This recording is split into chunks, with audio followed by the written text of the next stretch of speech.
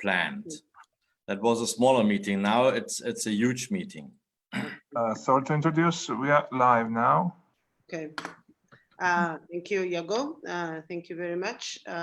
This is our 5th webinar already. As you all watchers remember, viewers remember, we started on 15th of April and covered quite a number of countries. Today we will be talking about Russia's neighborhood. The idea is to talk about the ways how to live, how to cope with a big neighbor in times of crisis, when we all know that if the domestic affairs are becoming problematic, if the ratings are falling down, then President Putin normally tries to influence domestic politics by his international actions and activities outside Russia.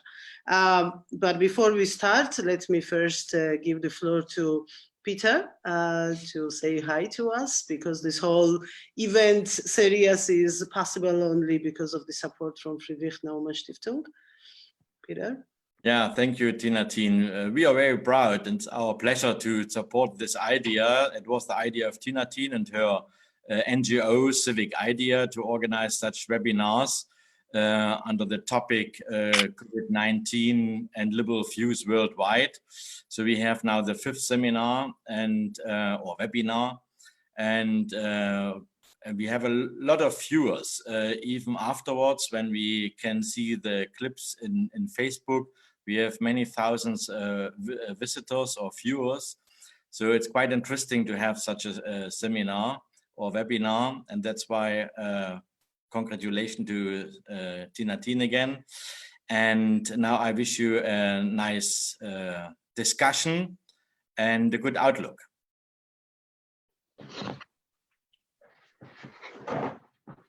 I am muted, sorry. Thank you very much. And thank you to Friedrich Naumann Stiftung once again for all your support, not just for the webinars, but more generally speaking.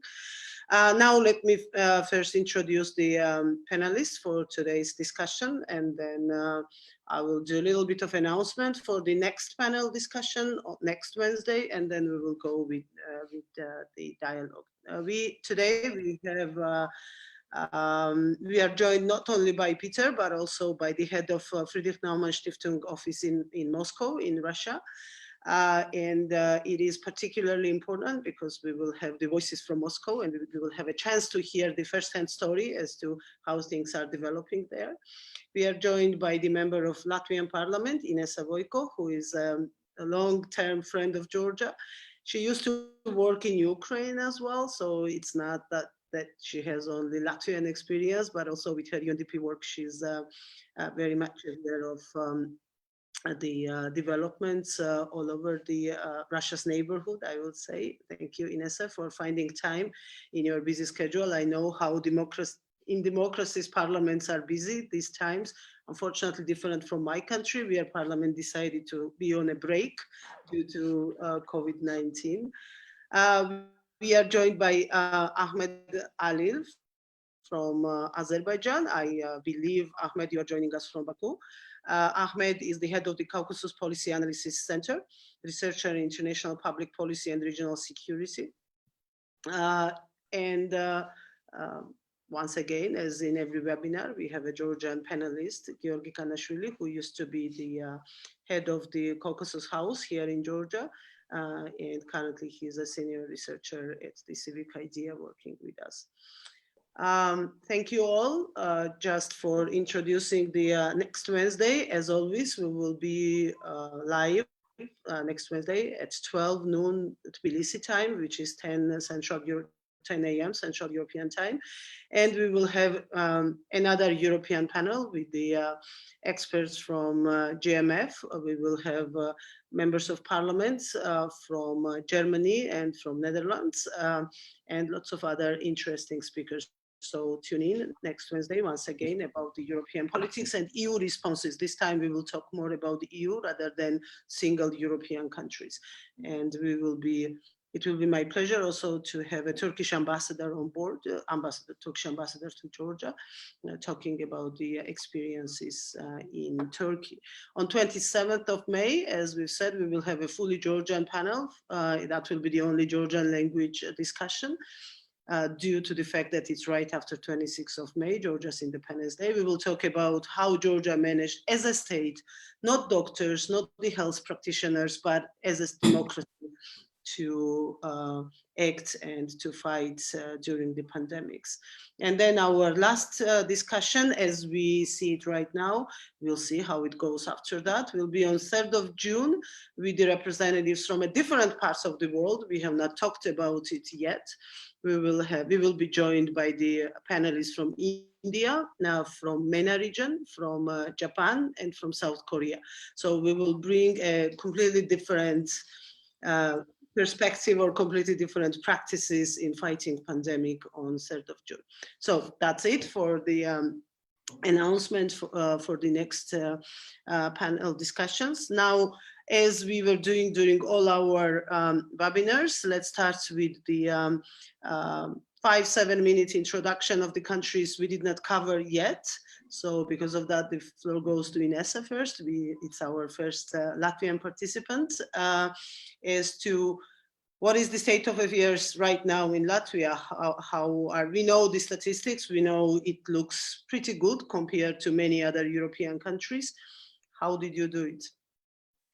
Thank you. Thank you for having me on this webinar. I think it is very important to have the regional perspectives and for Latvia, regional perspectives, both facing westwards towards the EU, where we work closer with our partners, but also facing east and southwards. And I am a member in the Latin Parliament of the Foreign Affairs Committee. So we are talking very often about the issues that we are discussing today. So how the responses of Latvia.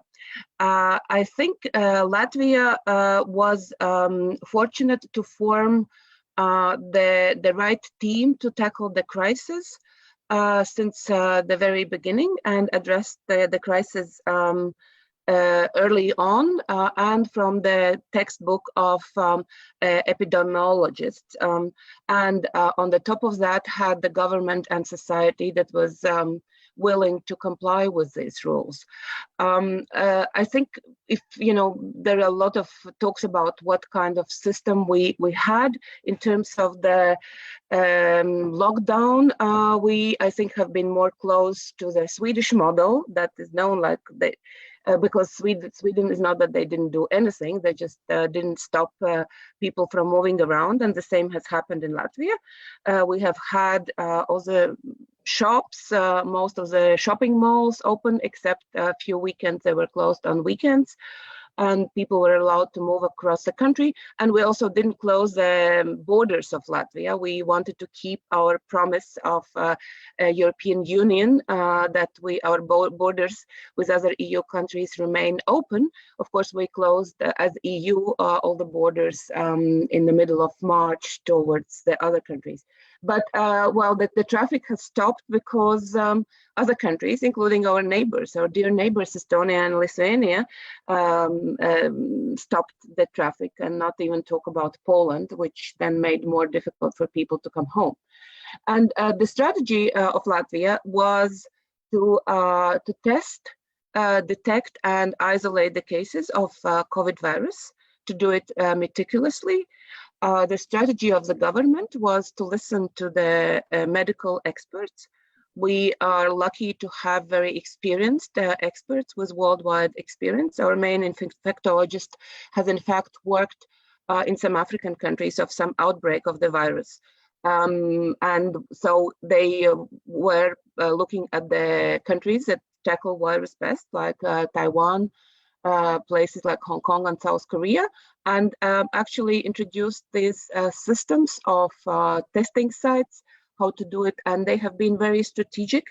We have enough tests, but it's about the strategic use of the tests. Hospitals, nursing homes, old people's homes, and other places where people gather have been tested, very smoothly. So during the last few weeks, the number of infected have gone, around 10 a day to a dozen, handful during the last weeks. So we have been able to address the healthcare crisis. Of course, then the next one is, how do you manage the economy? How do you manage how the police works, how the schools work? Because we did close the schools and our schools moved to online working. The parliament has been working online and the committee work and semi-online for the sessions, but we are very fast moving to the e-parliament where we will be able to vote as an e-vote. I think that is an important news to break. And our parliament is conservative. We are a modern country, but parliament has some very odd procedures, like to keep the tradition going. We have 100-year-old constitution that serves us well, but it would have taken another 5 years to move to an e-parliament and de facto voting online. And now this crisis has helped also our government institutions. We have a lot of e-services available, so the government has revamped them. And now in a few weeks, we will have the e-voting in the parliament. So then we can move fully online, understanding that we will have to deal with the crisis for the next year in many different ways. Thank you, Nessa. And Ahmed, if I can move to you, because again, we did not have Azerbaijan on board yet. So if you can tell us in 5-7 minutes how are things there, and then we can move with the discussion. Thank you for this opportunity.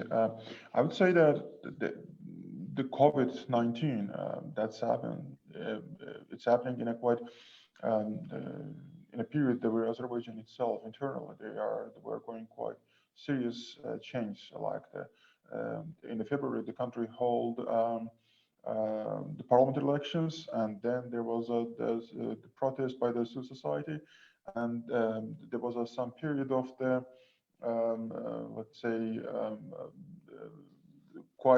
period that the pandemic and that took the whole public agenda. But right now we are seeing that right now there is also a rest of the executive officials in the region. So that's why the COVID-19 and this topic is there quite like happening at in parallel. So that's why it's quite interesting developments happening in Azerbaijan right now. So we are in the next, let's say, I'm going to talk about that a bit in future. But right now, I would say that the measures that took Azerbaijan to fight COVID-19, that's almost very similar to what Georgia did and Armenia did, the blocking the borders and not letting anyone in or out, and like the first case almost was 2 days after the Georgian case, and actually Azerbaijan imported all of these cases from Iran the first days. And when you take a look at the map, and you would see that the regions closer to Iran, and they get like toward Baku that increases, and that you can see the trace from Iran toward Baku. And also the biggest issue for Azerbaijan during this time was that how to close border with Iran but keep it open with Nakhchivan. So since Azerbaijan has access to Nakhchivan through Iran, it means that you have to keep borders open with Iran. So that's why for some time Azerbaijan had to allow Iranian trucks to cross its borders and then move toward Russia and then Georgia for some time. Even like that, they were create a special environment for that for the last, but for the last, let's say, 1 week, the Iranian trucks, they are not allowed to move in Azerbaijan. They have to unload their cargo at the border regions, so that Azerbaijan trucks are going to take them further to Iran and the Georgian border. So that creates quite interesting dynamics in relations with Iran, because Iran can also close border with Nakhchivan. Then Nakhchivan is going to have a quite isolated position in and with lack of the, let's say, access to the outer world, that might create additional challenges for Azerbaijan. And regarding coronavirus, I would say that it also creates the problem, like, let's say, for the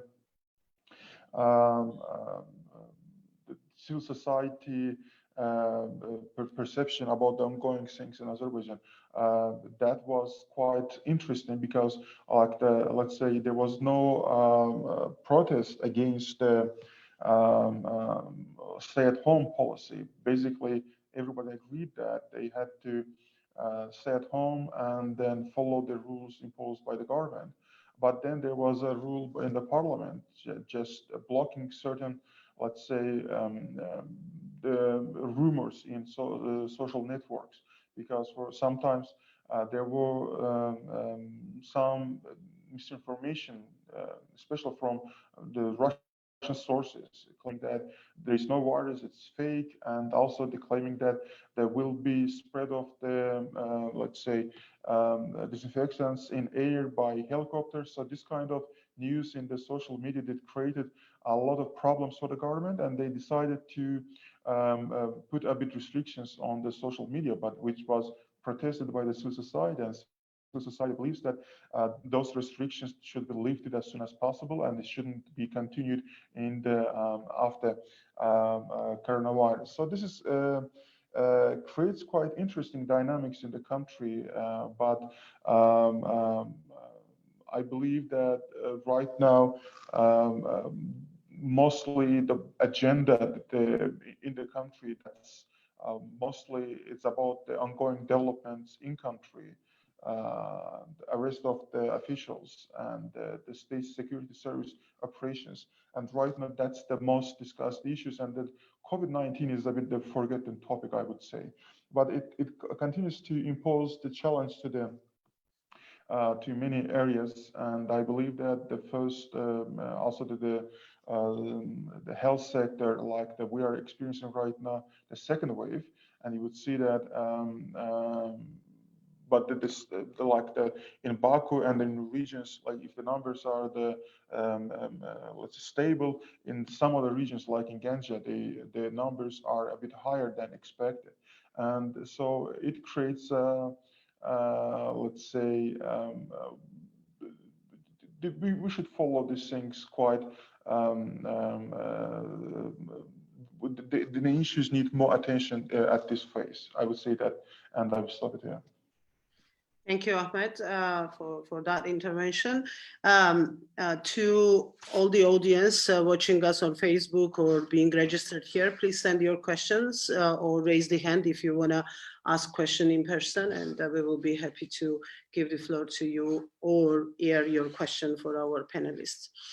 Now let's move to Russia.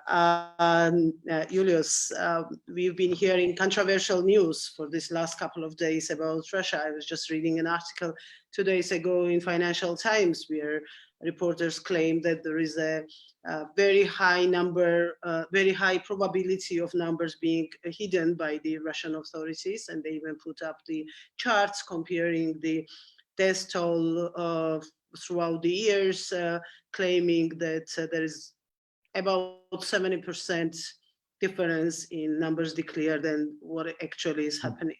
We had a Russian participant, and we are extremely grateful to him for being part of one of our webinars 3 weeks ago, who was talking about the troubles with the hospitals, problems with delivering the services, delays in procedures. Is there any difference now? What is the actual mood in Moscow or in the rest of it? Yeah, thank you very much. I mean, I would say, as Ineze said, that in Latvia, they answered after the textbook of epidemiologists. I think that the Kremlin first answered after the textbook of public relations, as we all remember, that the first reaction was not sealing off cities, but was to send doctors to Italy. The second one was to send a relief plane to New York to help poor New Yorkers, who at the same time the party went on in Moscow without much interruption, and meaning while the half of the world was already in full lockdown, in Moscow all restaurants were open, and that of course led also then to the spread of it. And now, and it's the sad fact that now it nearly looks like Russia is again trying to be in a race with the United States, who has more infections. Nevertheless, and this already went to the government, as you all also followed, that the prime minister and a number of ministers already got COVID-19 in Russia. But still, the foreign policy agenda was more focused at the beginning on now till now on the end of the Second World War, and how the Molotov-Ribbentrop Pact might be reinterpreted in places where in reality it's reinterpreted in Russia, that more or less it's a new, only since last year, idea that the Molotov-Ribbentrop Pact was actually a defensive idea where Russians needed to cooperate with Nazi Germany out of pure necessity and not being part of an aggressive foreign policy. So that is the backside. Nevertheless, on Monday, Vladimir Putin announced the end of the first kind of enforced holidays. And now he introduced some sort of federalism that he has crushed over the recent years, where he basically makes now the governors responsible for the response to COVID-19. So he announces the positive news, where the negative news, what is to deal with lockdown and so on, is left to governors.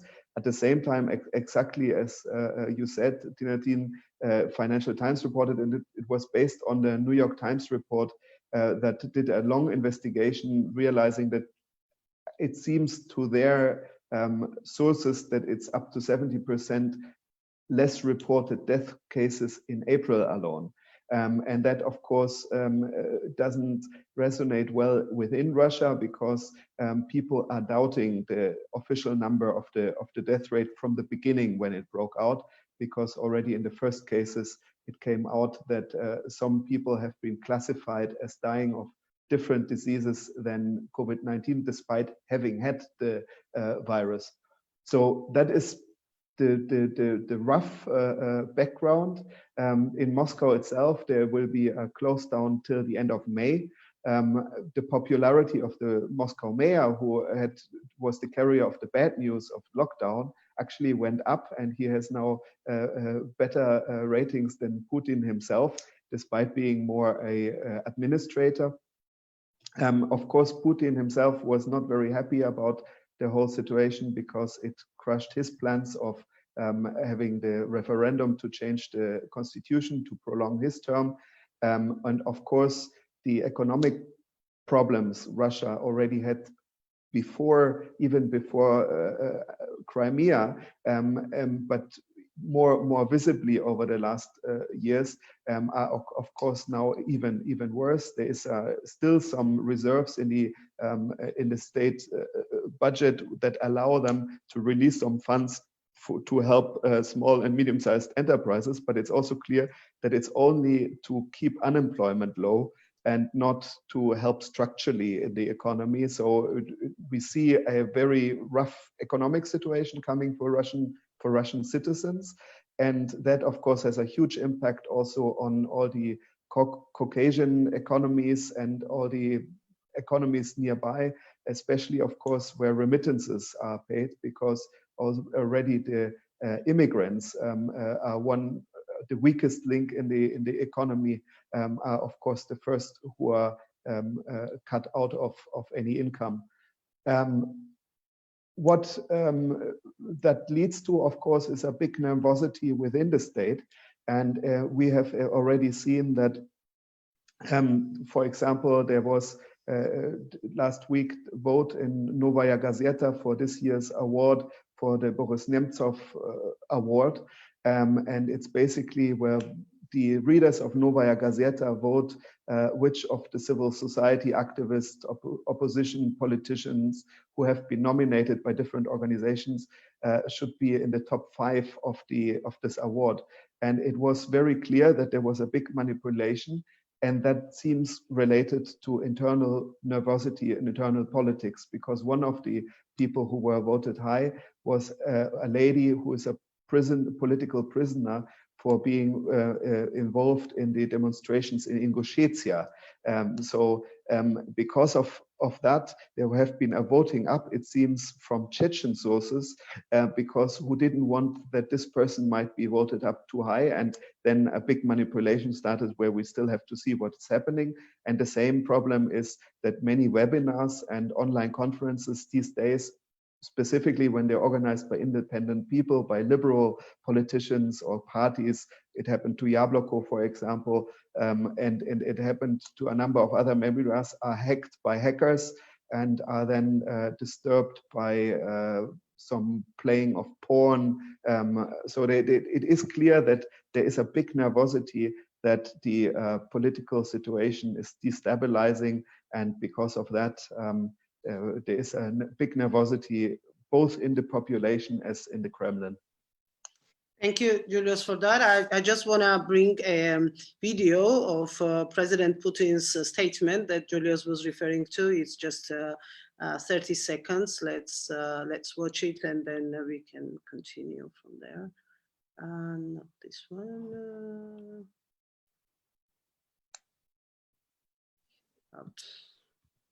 Yeah, yeah. С 12 мая единый период нерабочих дней для всей страны и для всех отраслей экономики завершается.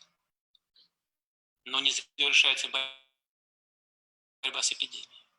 Ее опасность сохраняется. Причем даже на территориях, где ситуация относительно благополучная. Слава Богу, что по всей стране пока исключаются любые массовые мероприятия. И, конечно, всем надо строго выполнять санитарные правила. Это касается работы организаций, предприятий, магазинов, сферы услуг, транспорта. Yes, why I wanted to show this video is a couple of reasons. First of all, if we compare this clip to President Putin's previous, let's say in March or April statements, it's a completely different picture, completely different tone. You see Tonight, some kind of new warning from Dr. Fauci telling senators that states opening too soon could trigger outbreaks that they can't control, hackers yet. leading to avoidable suffering and death. I don't know how to turn it off. I think we have. After the president declared the U.S. has prevailed on testing, some Republicans. Okay.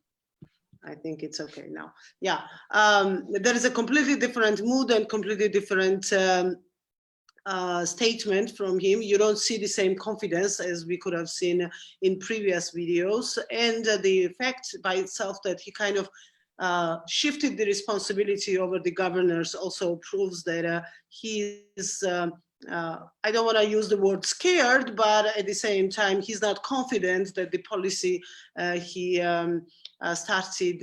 announced from the beginning actually works. I was reading also the reports from Levanda Center, who did another poll right now in April, which proves that President Putin's ratings are climbing down, and actually, according to them, according to Levanda Center, it's at its lowest since the day one when President Putin came to power in 2000. For 20 years, right now, during COVID-19 response, his rating is at the lowest.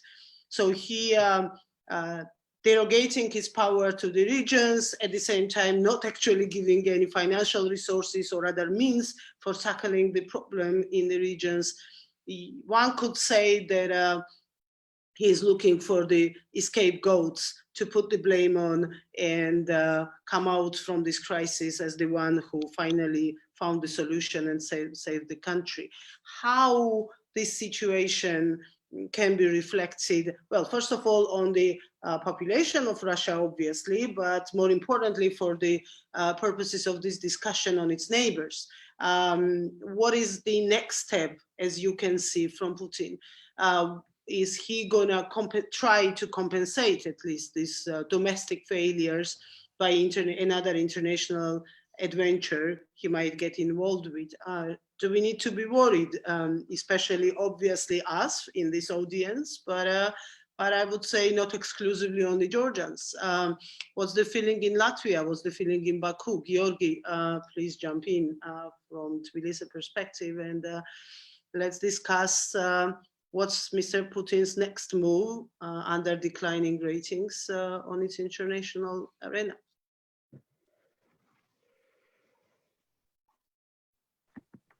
I think you are muted, Gеорgi. No, we hear him. Oh, you hear him, because I don't hear him. Really? Okay. Now, yes. Louder. Yeah. I'm sorry, I faced some technical difficulties, but now I'm okay. Yeah, you are in kind of a darkness.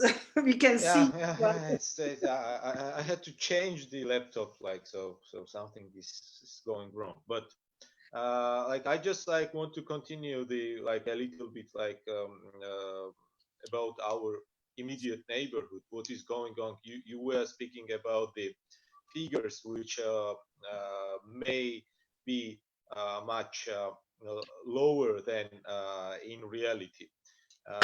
Actually, if you compare, for example, Russia for the moment is, as you know, on the second place, but on the third place there is Britain, and there is like striking difference. I would say that there is just 2,000 deaths in the case of Russia, while in Britain that is 32,000. So there is a huge difference while having more or less the same numbers of infected people. There were some talks that this special vaccination, which was undertaken during the Soviet Union, that may be affected, but then you can compare Ukraine and Austria, for example.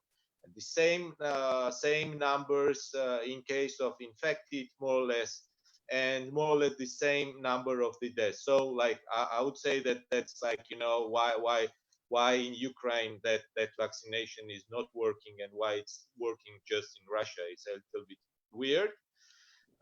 If we take the immediate neighborhood, and there was, like Julius said about the Caucasian republics, and I would stress on North Caucasus, that the figures, especially in the Republic of Dagestan, which is one of the most problematic republics, and if you compare the population of Dagestan is just 3 million, and the numbers of like infected are above like almost 3,000, while in Azerbaijan, which is the population 10 million, and the figures are more or less same. In Georgia, you see that figures are even much lower, approximately 600. So, and the number of other republics, especially in the North Ossetia, which had been this kind of boycott, and you see that actually in these problematic areas, when the crisis came, Moscow and the local governments are not very capable to rule the situation. While again regarding the figures, in Dagestan, while officially there is just 27 deaths recorded, some civil activists are speaking about hundreds.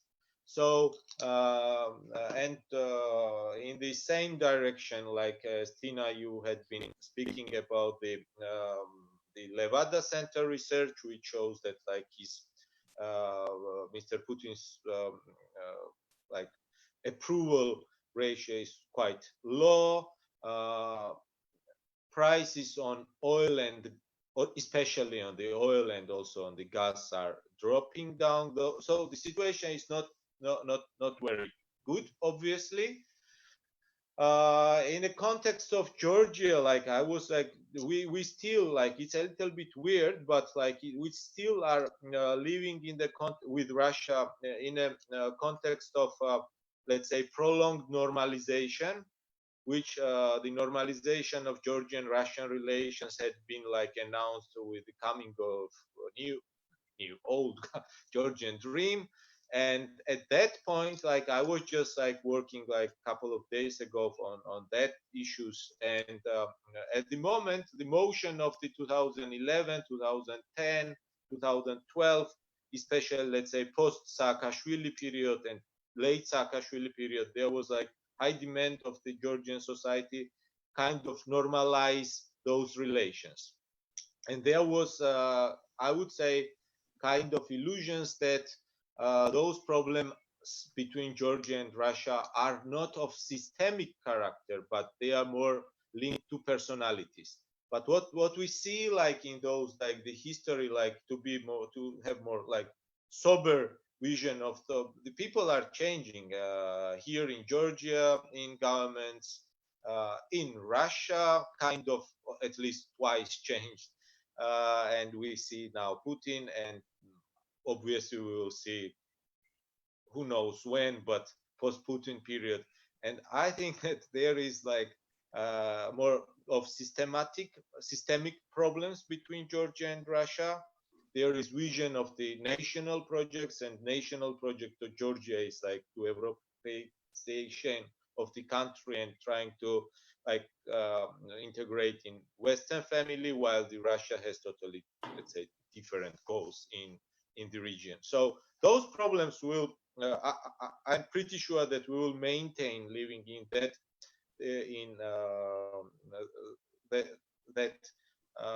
mood. But I would say the main goal of the Georgian foreign policy in regards of Russia must be maintain the situation while the open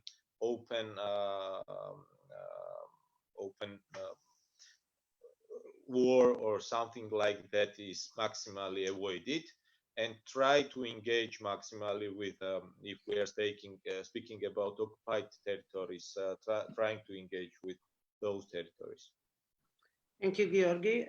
Any other responses? Yes, Julius, please. I mean, just a question, because it's less than a month ago that it made the international news, the borderization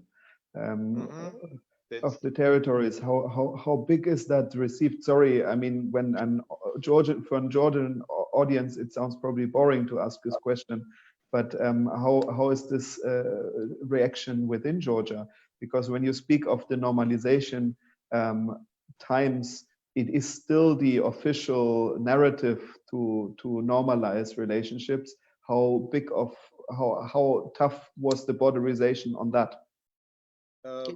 If I may answer, that was like very clear, let's say, message that we carry on.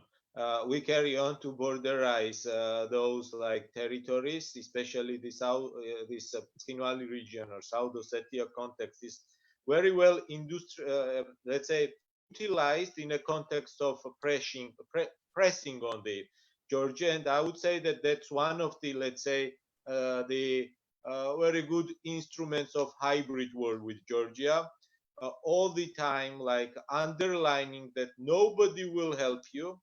We will do whatever we like to do, and this like feeling of not having enough like power or international support to somehow stop the process. So that is why I was saying that we are living in this context of prolonged normalization. When this process of so-called normalization was starting, it was quite, let's say, logical. But after that, the Ukraine happened. We see that there is no big challenges in the context of Georgian, Abkhaz, Georgian, Ossetian changes in Georgian, Abkhazian, Georgian, Ossetian context. What we see from Russian standpoint, although there is kind of like rhetoric about the normalization, but Russia is continuing blocking any contacts between Georgians and Abkhazians. And plus, like, of course, there is, like, we can say that there is success that the economical cooperation between these countries is ongoing and increasing. Russia is now the second trading partner of Georgia. But of course, we in Georgia understand that possesses some threats also. because it's too much dependence, and it's growing dependence on Russia economically. So I would say that there is time in the context of Georgia to rethink and revisit that policy and make it a little bit more smarter.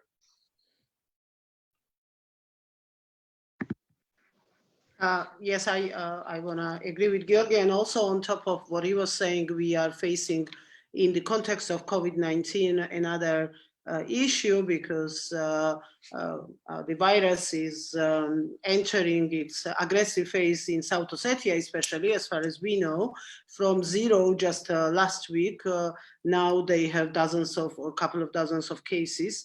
There is a story that it was brought by some students who entered from Russia, but the problem is that South Ossetia refuses to give the full picture, to disclose the entire information. We don't really know what's going on. It's basically the word of the mouth that we hear from the people who are there physically, and sometimes have a chance to access Georgian media and report the cases. But as for the full picture, we don't know.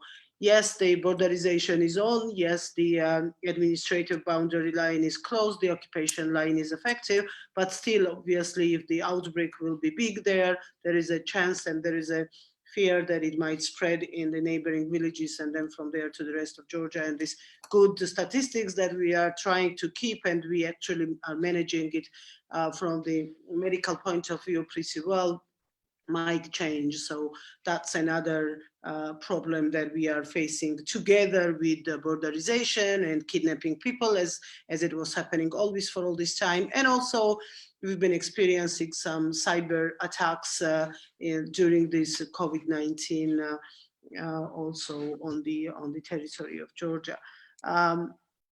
So it looks ugly, and we see that regardless of all the problems in Russia, and this is probably the reason why we are asking all these questions, regardless of all the problems inside Russia, they still have time for us to carry on the same way as before, to have business as usual with Georgia. Somehow you would have think that, okay, now that's not the moment when you will have new boundary lines built up or new fences built up, but it is happening in essence. Yes, I wanted to say that this is also part what we see, that the Russian systems are working. I mean, we can't judge it as normal, but at least they haven't seized the natural way of dealing with their, operations. With that, I mean that just a week ago, the NATO planes had to again be up in the air because the Russian planes were flying very close to the border of EU in I guess it is in the Baltic Sea. So this is one of the typical ways how they use their power to show that we are here. Okay, you are NATO, but we are here, and we will make your life more difficult. But other than that, I think in terms of COVID, our biggest worry in the Baltics, I think, is more Belarus than Russia, because they don't have any official policy, and especially Lithuania has in normal days very close cooperation. They have the Belarusian University and everything. Minsk and Vilnius, is in very close travel touch. They also didn't close the transportation, so a couple of repatriation planes came from Belarus, and also the border was crossed there. So, but Russia, and of course Belarus itself is an interesting place with what is happening and will happen in the next phase of this infection. But with Russia, I think what we are worried about, and but we have also, I think, moved from worrying to work on these topics, and also mobilize not only the Baltic community, but also the whole EU and NATO community. And it is the information war, and the developing and looking more and more deep into these concepts First, I think it was very good that a couple of years ago, the EU finally made a task force on debunking the Russian myth and disinformation. It took long time for Brussels to see and understand what we have been seeing all the time here in Latvia and in the Baltic countries. And now also the NATO is picking this work up in Riga, Latvia. We have this Center of Strategic Communication of NATO, the Center of Excellence, and they are publishing work of Russia's disinformation work in different ways. And I think that the very interesting concept that goes a bit deeper than disinformation that they are now working and looking at is the information laundering, like the money laundering. How do you launder the information that is fake into the real one, like the fake criminal money into the clean money? How do you launder the criminal fake news into the real news? And how do you influence the societies in this? There will be a study coming up on this, so it'll be interesting to read more details what they found about this. And that is, of course, I mean, this Russian information influx is a big concern in Latvia because of the Russian-speaking population, which is about 40% in Latvia, but Russian media, Russian television is broadcasted in Latvia freely, and it's not only the Russian-speaking, but all Russian language, people who know Russian language, like my parents would watch all the nice Russian creamy movies, but they occasionally would not switch off the news. And there is a question about the two informational spheres, Latvian or Russian. I think we are learning that this is not so divided as we have thought. At the same time, in the reaction towards the COVID crisis, you could see that the government has been communicating quite well towards the people during the pandemic in the early days and today. But then they would say, please do keep, let's start to keep the 2 meters distance. Let's start to do this and that. And you could see it's not a research topic, like fundamentally we don't have the full data, but you could see that there are 2-3 days delay until the people who in the shops would speak Russian would be reacting to the same topics in the same way as a Latvian speaking population. Fortunately, it didn't do us too much harm in terms of that, infection rates would go somewhere up. And we could see, and we see a lot of Russian media, local Latvian media, publishing all kinds of sort and it organized way the Russian propaganda. And the one more the issue on this I want to mention is that Russia's long-term work on putting on the new rituals, putting on some things have worked. We could see it on the 9th of May, the celebration of the 9th of May, that almost didn't happen in Moscow. There were no official events, but there is a specific square in Latvia where they have been organizing these 9th of May events, which has turned out to like almost Oktoberfest, just with a lot of vodka on the side, often, but not for all people. But like a big fest of people coming to commemorate the Second World War from the Russian perspective. And this day, this 9th of May, which was a few days ago, there was no official events, but of course we have freedom of movement. So people were coming and going from there. They were not allowed to stay at the monument, but the police estimates that 20,000 people came to lay the flowers. So some of these works of Russia in our societies have had the fundamental levels, and we need to see how to work against it. On the remarking the 8th of May, the end of the Second World War, we in the Latvian Parliament adopted a resolution talking about debunking the myth, talking about against the falsification of the history, talking about the balanced view of Nazism and communism. The same actually did the ministers of 3 Baltic countries, the Romania declaration, so ministers of EU of the Eastern Europe. So there has been some effort to tell the world what we should think about the Second World War and how we should look at the Russian disinformation. But I think we need to keep working on these different levels, political, but also working with the people and how they know how to use media and what information is available. Thank you. Thank you. Ahmed, you were asking the floor. Yeah, a few points that I would love to bring in. I know everybody is aware that the weeks ago, Putin made an announcement about rebuilding USSR 2.0. So it might be related to the lower, to the reputational cost caused by COVID, etc. Maybe there is some people in Russian establishment thinks that the ideas about rebuilding USSR 2 is a quite good PR project to rebuild Putin's image. So, because Levada Center results, I believe it causes quite big concern in Russian elite. So that's why they are using the Soviet sentiments to show that there is a big, let's say, there's certain goals that they want to achieve, and it's very important for them. So it's a big reputational gain for them in this context. But also, it must be worrying a bit, because this idea was, the interview was actually made in the late November, and for a long time, I believe it was made in November during the intense discussions between Belarus and Russia.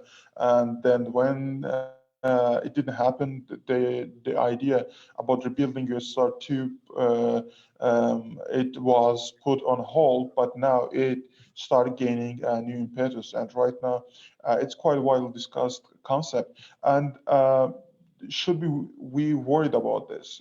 Because frankly speaking, it might be reputation PR project for Russia, but since Caucasus and the South Caucasus countries, Transcaucasia was among the countries who was, in the original members of the USSR back in the 1920s, it must be a certain, let's say, signaling of intent toward the South Caucasus, and we should take it a bit into serious consideration. Second point in this regard I would raise about it is the Russian humanitarian aid in the last I would say in the last 1 month to the Central Asian and South Caucasus countries. There was a test kits sent to all of the countries, Azerbaijan, Armenia, Georgia, but like a week ago, actually a few days ago, there was information about Azeri origin Russian millionaires sending ambulance cars to the Baku. It might be seen something normal if for a long time those people were quite silent, and now they are quite active and they are sending, let's say, the ambulance cars. They are sending other military, the medical equipment to the to Baku, and again, the humanitarian aid is something we should be involved in this period, and that's something good to do. But we should take a deep look and hope that there is no political, let's say, cost attached to the ongoing, humanitarian intentions. The same thing happened in Central Asia. Alisher Usmanov, I believe, it contributed to Kazakhstan and Uzbekistan. There was an incident at the dam. So for the last 1 month and 2 months, you would see that there is increased humanitarian assistance from Russia, and that's something that we didn't saw, at least toward Azerbaijan, for a long time. And is there any political, let's say, cost attached to that? So that's to keep in mind. That's something to keep in mind. Thank you.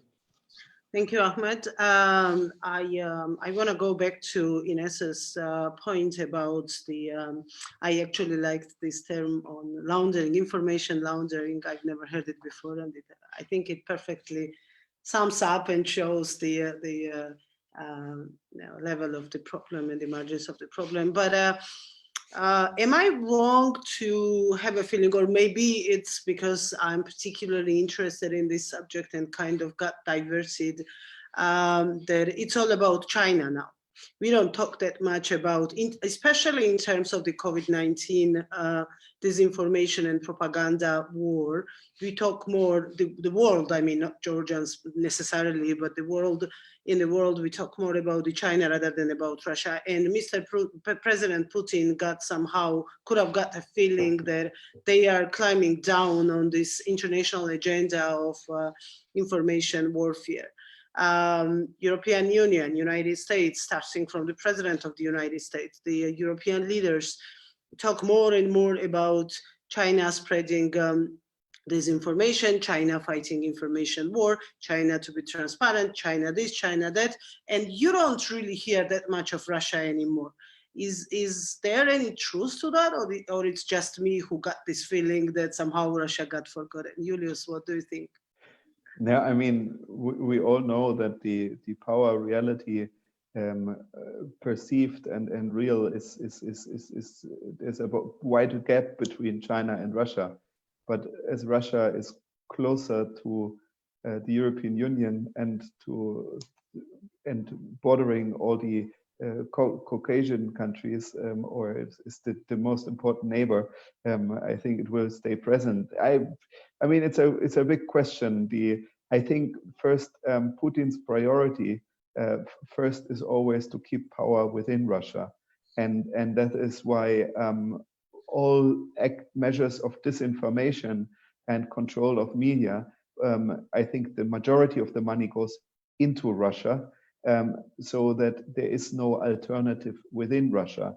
And that was basically since he became president. In 2001, NTV was the biggest independent TV channel and became a horrible monster of spreading disinformation. And I think that similarly, his priority is first keep power within Russia. Second priority is somewhat, if not recreating the Soviet Union or recreating an empire, then at least a clear sphere of Russian influence that nobody else can touch and influence in the same degree. And that is the thing that I think one can be worried about, because it is like a clinging to the power in the direct neighborhood. I don't know whether all the answers, for example, in the disinformation war, whether we already have the right answers, because when you talk to propagandists in the Russian, in the Kremlin, on the Kremlin side, they tend to say that we are in an information war. You have your reality, we have our reality, and they go very cynical about this war. And I see that there is this threat that on the other side, people become exactly the same. I heard this first time from a very great expert on IT surveillance, disinformation, Andrei Soldatov, Russian investigative journalist, who said in a meeting, when we in the past spoke about cybersecurity, it was usually a gap between Russians and Westerners, because the Westerners spoke about structural infrastructure security, so how to protect factories or electricity plants from hacking attacks, where the Russian side, since the Orange Revolution, spoke about information security, so being afraid of different kind of information. And he said he's afraid that since Crimea, this has now been part of the Western discourse as well. So in a way, we have to balance not to follow this logic that we are just in a war, we against them, and we spread our information, they spread their information, we have to stop them. But actually, we try to struggle for an open society, for the truth, that can come through a variety of media that is not defined by us. And so in a way, we have to tolerate even some conspiracy theory-minded mad stuff that has been developed by some people who want to spread disinformation.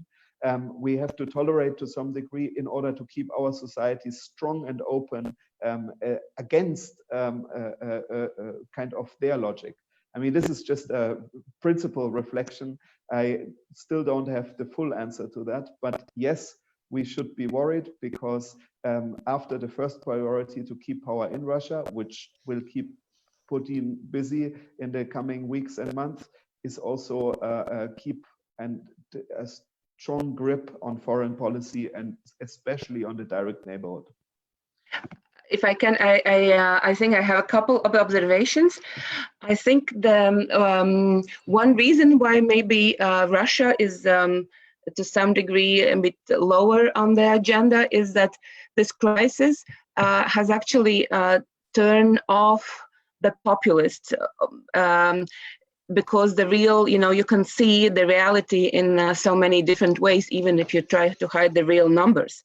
It has happened in local politics because if things are done, then the populists don't really have the voice. People, I mean, they do keep on going with the same messages, but people see what the government does. And in Latvia, for example, the government, traditionally has been very disapproved of and not trusted. And now these numbers have gone up.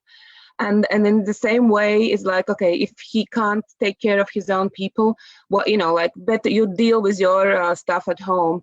And so we don't pay attention to this. To that degree, yes, I think there has been some shifts in what is happening, except the White House. But let's not talk about that.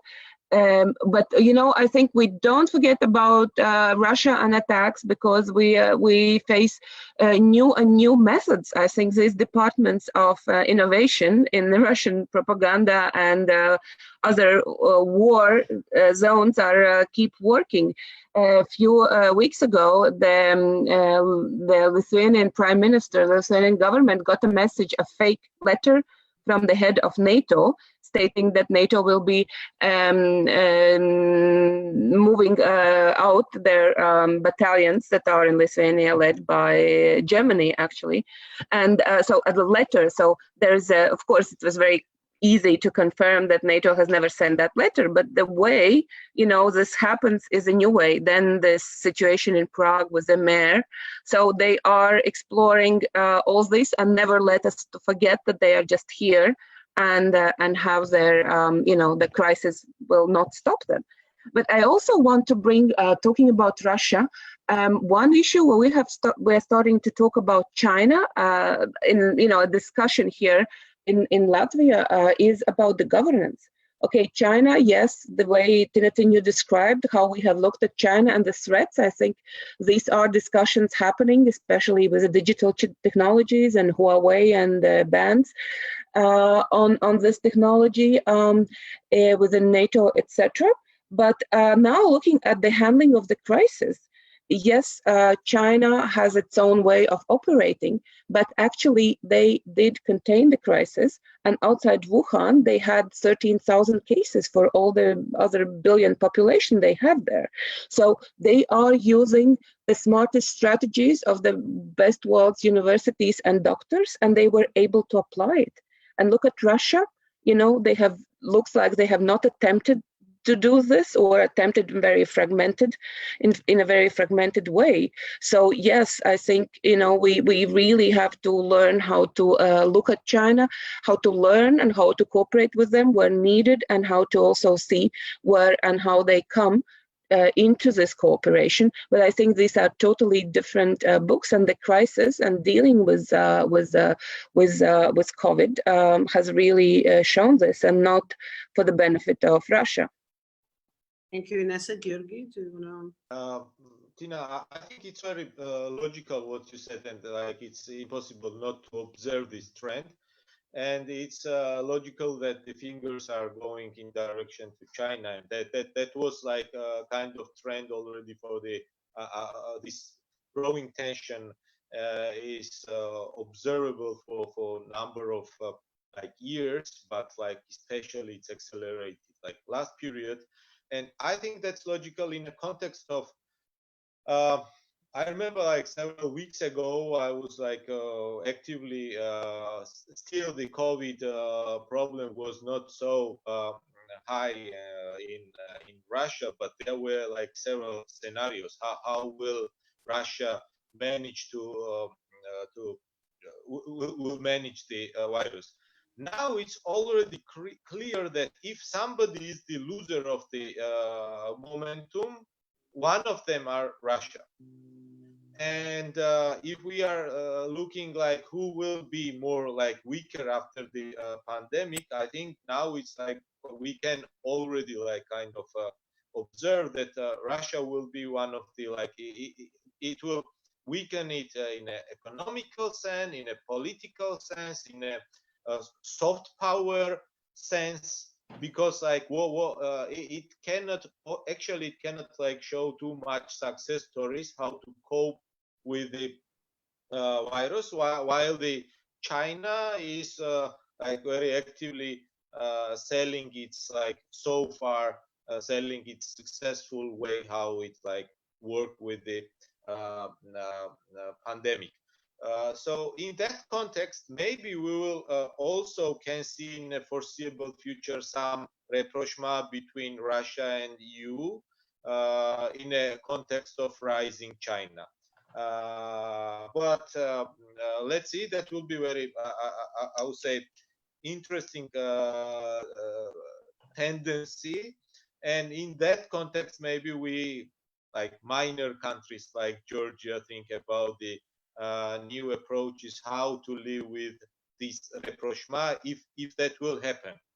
And also, like, let's see, and you were speaking, I want to like add a few words. If we have to fear of having any type of new foreign adventures in a context of from the Putin. So we can see that, like as Iulius was speaking, like the plan, the decrease of his popularity was observable for the last year. That was going down with the oil prices and other issues. So the last peak of his popularity was during the Syrian adventure, let's say, after Crimea. That was the another peak of his popularity, and after that it's going down. Of course, now in internally used, they were like kind of solidarity had to be happen in the context of constitutional amendments, which were planned in April. There was the parade of the commemorating the Second World War. That was the moments of the unity, and the Putin's government was like planning to maximally utilize these events. Now you see that neither constitutional amendments nor parade. Serious problems. Again, I will reiterate that oil prices, gas prices, that will have definitely the economical effect, plus the COVID. So the situation in Russia, I don't want to like dramatize too much, but it will be very bad. It will be very bad. It will be problematic.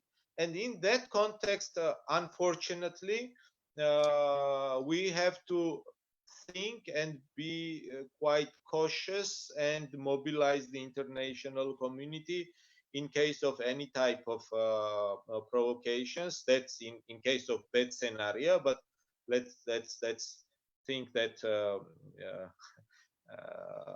I'm wrong.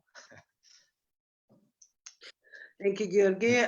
Julius, you wanted to intervene on China issue? Yeah, because I answered something else than your question. And so regarding China, of course, I mean, first, now also directly to react, yes, to Gеорgi, yes, Russia is in a very weak situation, both systemic, because it doesn't show how to manage the crisis well, Second, also in the eyes of their own population, because the polls are going down. And but as we know, Putin is very aware of his polling and his popularity. There's a saying that in the absence of believing in democratic votes, he definitely believes in some side of sociological polling in order to know what the mood of the population is. And he is paranoid of anyone being able to question his power, being it from abroad or internally. And that means that I think we shouldn't expect any easier interaction with Russia, because the situation of weakness doesn't make it automatically a nicer, more cooperative interlocutor in international affairs, but possibly also a more aggressive and more desperate one that doesn't make it easier. When it comes to China, I think in exactly this situation, the Kremlin has all interest to make even stronger bond with China, because in a way they already copy a number of things from the Chinese experience. There was the saying already in the 90s, why didn't we do the economic transition like in China, not with a shock, but slowly, in order, more or less, in order to keep stability and power, but have like mild market reforms. When we look what the Russian government is nowadays doing, is very much going in that direction. How to be able to maintain the balance of the current political power without any changes, but having mild reforms to have a little bit of more digital tax paying, or some kind of easing the world's doing business index without touching the real power disbalance.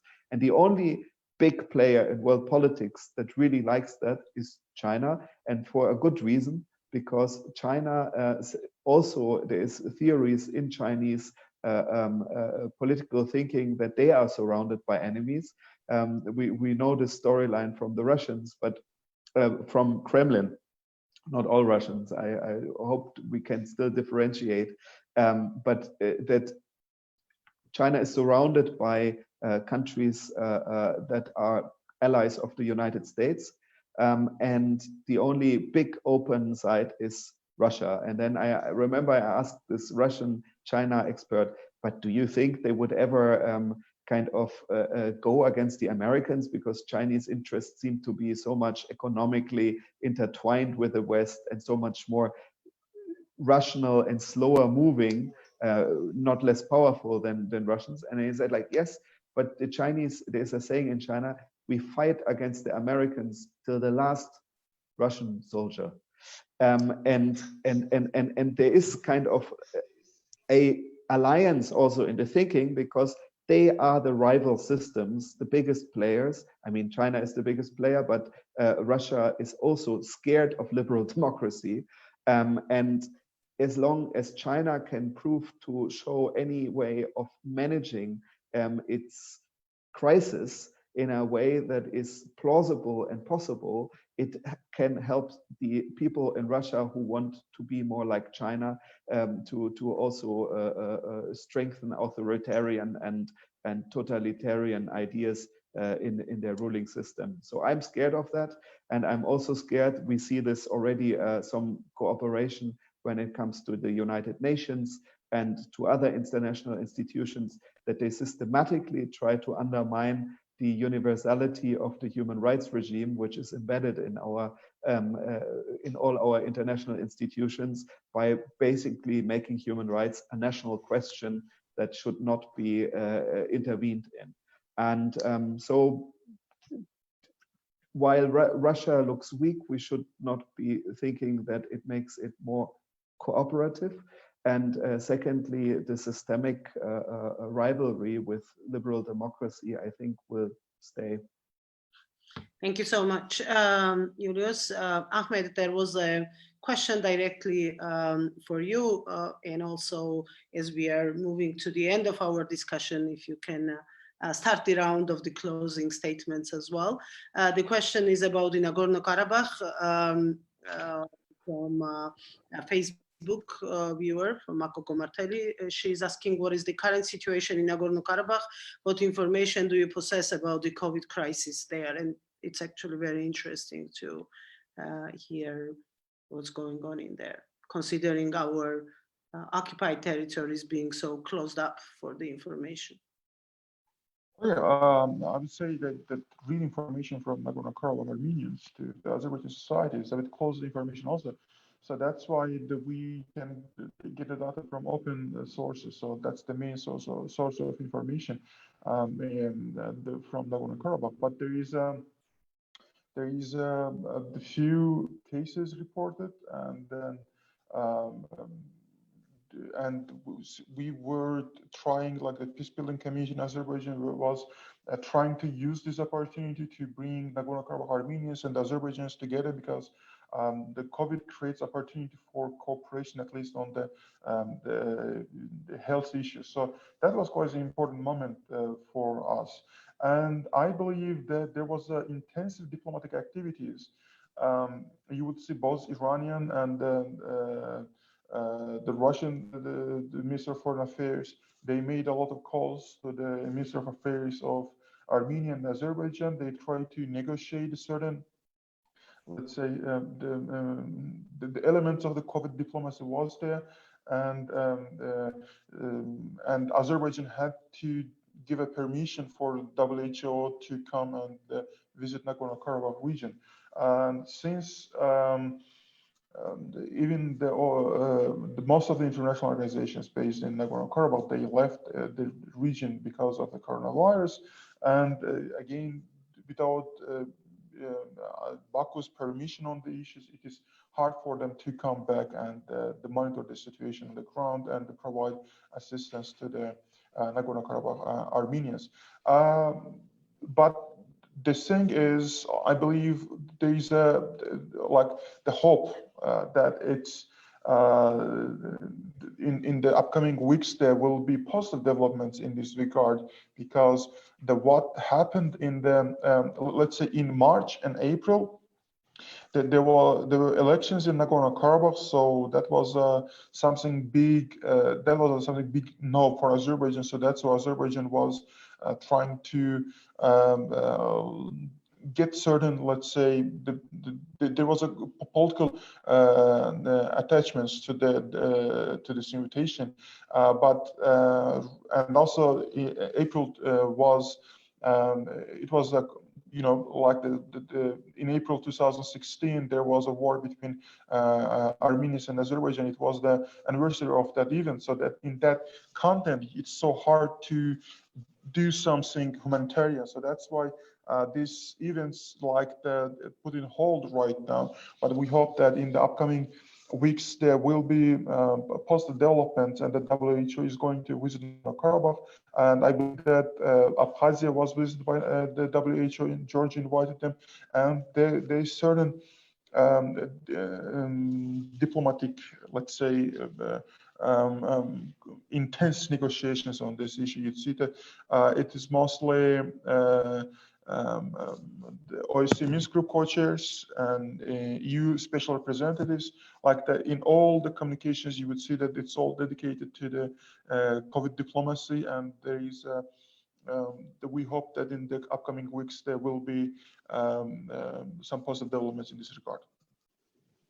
Thank you, Ahmed. I just want to say a sentence about your previous information on humanitarian aid. I don't know that there was any humanitarian assistance from Russia to Georgia, probably to other South Caucasus countries, but I need to check about Georgia, because I believe that even symbolically speaking, that's not how Russia acts towards Georgia.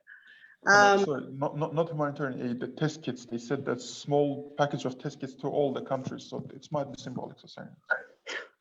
Probably they did to South Ossetia and Abkhazia, and I'm happy if it was reported as being sent to Georgia, which will be absolutely correct.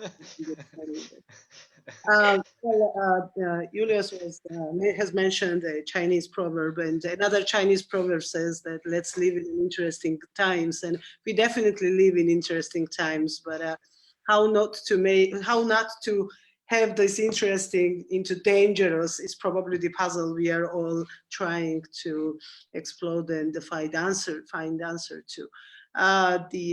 Is being part of EU and NATO answer enough for that? Is there enough solidarity seen within the European Union from your perspective right now? Or there is room for more to desire for and to wish for? There is always room for more, but I think European Union and the new Commission has, showed its strengths. It didn't in the beginning of the crisis, I think, because the healthcare is not the EU thing, but also, I mean, it's not something that is regulated on the European level, but also because it was a new Commission. And it took time to really get everyone together around one table. The tough negotiations are ahead because southern European countries that have been hit by COVID, Spain and Italy, have already had difficult economic situations.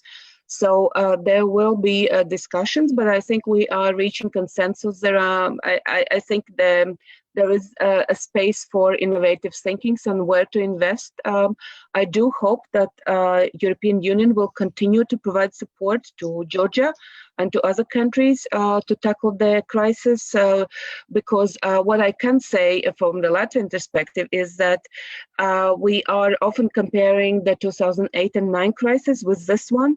And then we were part of EU, we're not part of the Eurozone, and we were in a much, much weaker situation. Of course, it was a different time of crisis, but we feel so much stronger, and I, as a politician, feel so much better knowing that there will be a ways of feeding our people to provide the food on the table, and then also to think about how to engage them economically in the best way.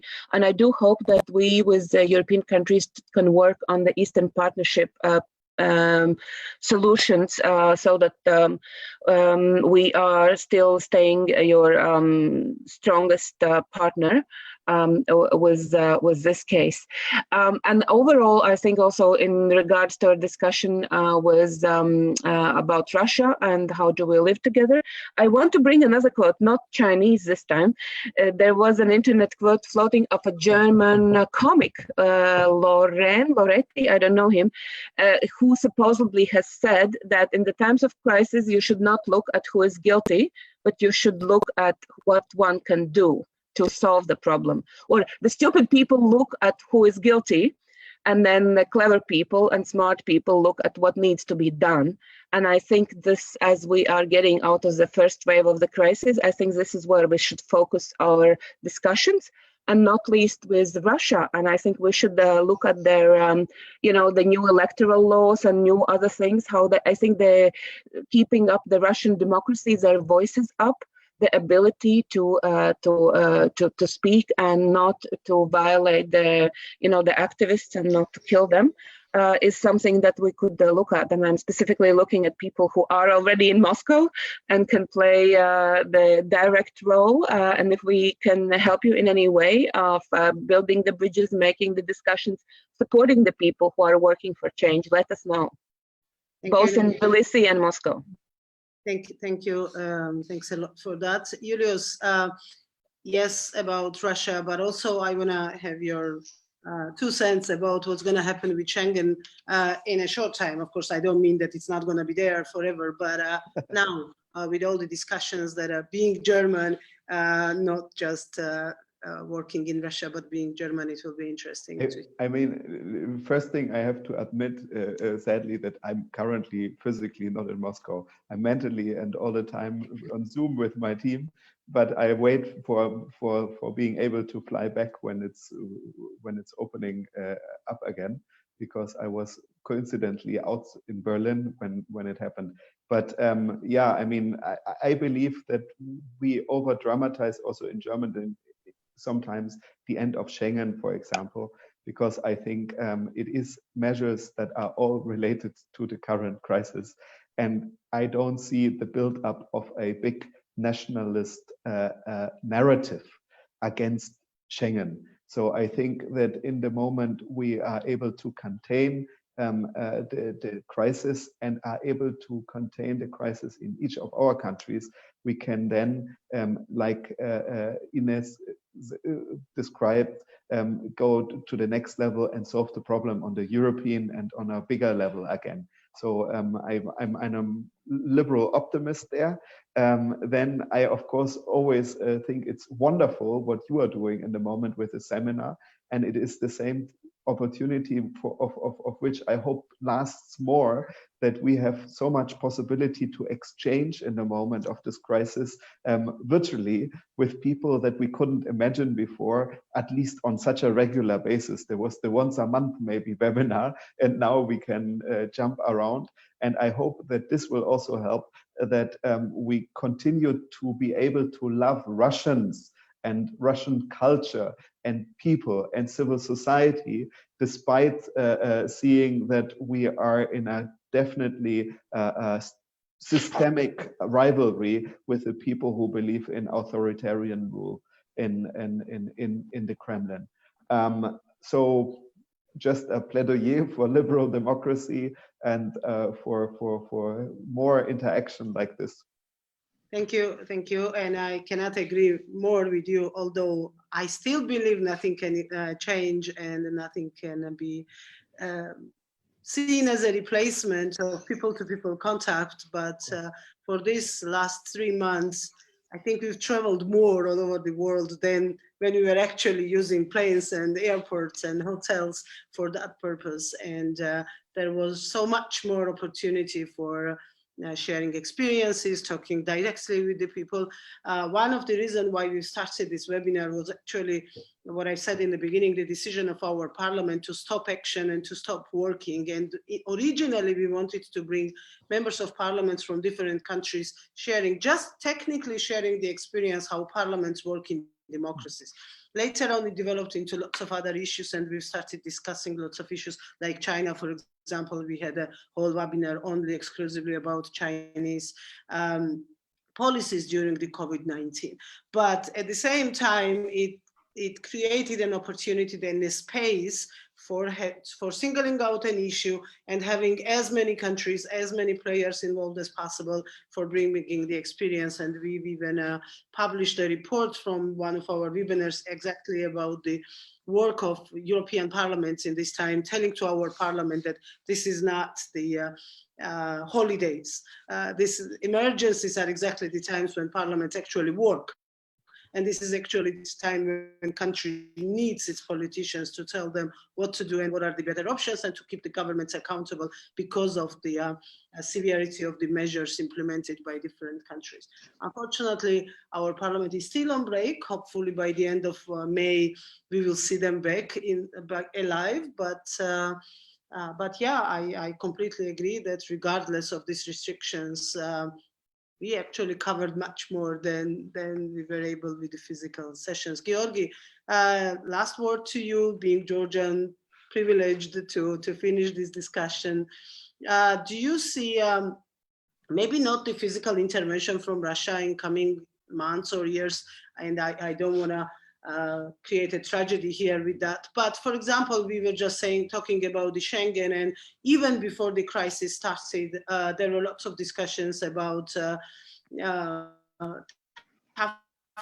policies, Georgia, Moldova, Ukraine on visa-free regime due to completely different reasons, but still this discussion was there. We were always arguing that Russia was part of this discussion, elephant in the room that nobody was talking about, who was sort of motivating discussion, enforcing discussion, making sure that the some of the European countries were too much worried about Georgian criminals in Italy or in Germany as well. Do you think that might be due to the already existing talk about the toughening Schengen rules? Do you think that might be one of the avenues for Russia to fight Georgia's European perspective at this stage in practical terms?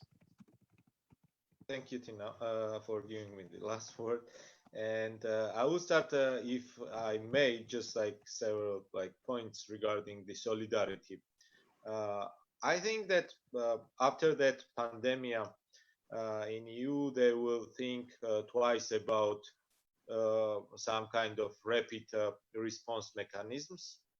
Although the crisis and pandemic was of totally different scale, and I understand, but like in the initial phase, there was this lack of, let's say, rapid response give the possibility to the countries of Russia and China to intervene and deliver some goods, and it's in Italy and other places in traditionally for Russia in Serbia and it's so I think that that is the issue. Although later, and here in Georgia, we feel this real support because which is actually translated in hundreds of $millions, if I'm not mistaken. I don't remember the exact figure, but that's the support and that's the solidarity beyond the words. So Georgia will be one of the beneficiaries of the EU solidarity and help. So that's very important, and I think that is translated in the policies also. In the case of Russia and after pandemic, I think that already last year's this dissolution of kind of person-linked policies happened, and we will state, unfortunately, the systemic adversaries for upcoming years. But what we have to think about, to smooth somehow the relations, I mean that not to happen 2008, although having systemic misunderstandings and regarding the Schengen, I think that of course there is always possibilities, and I am also very skeptical why some politicians are so vocal about some criminals from Georgia, which there were concrete studies and researches then conducting and showing that Georgian criminal in the EU is really very tiny and nothing tremendous is done, which is bad, but there is concrete figures which show that that is not the issue. The issue had to be handled and approached, but that's not the serious problem for the moment. And I think that I don't want, but I think that there would be I don't see the possibility, or I don't want to see the possibility of restricting Schengen measures regarding our countries, Ukraine, Moldova, and Georgia, because it was and is still very strong arguments within those countries. And we do have to understand that increases the mobility, that is increasing the possibility to get the education. People, it's not just about Georgia. For example, Georgian society is not just about the political elites, but the people had to interact as much as possible with the let's say civilization we want to be the part of institutionally also. The maximum interaction is necessary here, and to remind our colleagues from EU, we still have have no visa free with Russia, and I'm pretty sure that in case of any restriction in the Schengen zone, Russia's soft power can work in that direction also and introduce visa free for example, with Georgia, which could be quite mindful step from Russia. Thank you, Gеоргий. Thank you all. Thank you very much for being for this hour and a half with us. It was a pleasure and honor for us. And I hope to see you physically in Georgia soon, all of you. If I may, I think I have one responding to what Gеорg said. I think I have one closing remark, which is very, I think, in place for this liberal gathering that we are having. Thinking about why suddenly the trust of people for the Latvian government has risen. It has been, I think, in many ways also because the government trusted people. The communication from the government has been, it is all about us. It is at war, and it's not about what we only will do. We will do our work. But the virus is so much about you and how you behave. And this communication of really trusting and thanking all the people. Prime Minister, he has a press conference 3 times a week on Zoom as well. And he always starts with thanking the people. So I think trusting the people is, I hope, something we can take to the next steps of this. Thank you. I hope my Prime Minister was doing the same, and we had so much publicity and so much explanation. Unfortunately, the things in Georgia are in normal post-Soviet way, when you don't really get explained of any decisions that government is making. But we will be talking about it more on 27th of May, when we will have fully Georgia webinar day. Please join us next Wednesday on European discussion. We will have most of the European capitals online talking about the current state of affairs there. And once again, thank you to all the panelists for joining us today. And thank you to FNF for making this event possible. Thank you so much. Thank you. It was a pleasure. I think actually Thank you for participating.